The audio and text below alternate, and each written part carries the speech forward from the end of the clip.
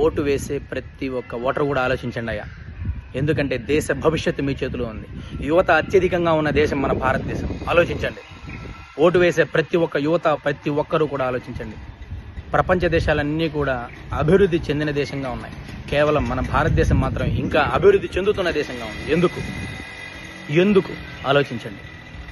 పేదవాడు పేదవాడుగానే ఉంటున్నాడు, ధనికుడు ధనికుడుగానే ఉంటున్నాడు. ఇంకా కారణం ఏంటి? ఆలోచించండి అయ్యా.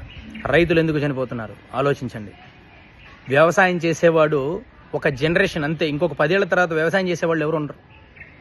కారణం ఏందో ఆలోచించండి. దేశ భవిష్యత్తు ఓటర్ చేతిలో ఉంది. ప్రజలందరూ కూడా ఆలోచించండి. మారాల్సింది ప్రజల, రాజకీయ నాయకుల? మార్పు రావాల్సింది ప్రజల్లోనా, రాజకీయ నాయకుల్లోనా? ప్రతి ఒక్క ఓటర్ కూడా ఆలోచించండి. ఎందుకంటే మీ పిల్లవాడి భవిష్యత్తు మీరు వేసే ఓట్లో ఉంది.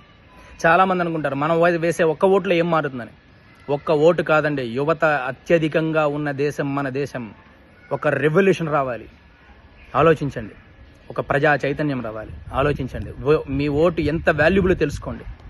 ఓటు వేసే ముందు మీ పిల్లల భవిష్యత్తు, మీ పిల్లల ఉద్యోగాలు, మీకు ఆరోగ్యం, ఇవన్నీ కూడా ఆలోచించండి. అంతేగాని డబ్బుకి ఇంకొక దానికి ప్రలోభపడి మాత్రం ఓటు వేయకండి. ఆలోచించండి. ప్రతి ఒక్క ఓటర్లో మార్పు రావాలా, ప్రజల్లో మార్పు రావాలా, రాజకీయ నాయకుల్లో మార్పు రావాలా? ఆలోచించండి.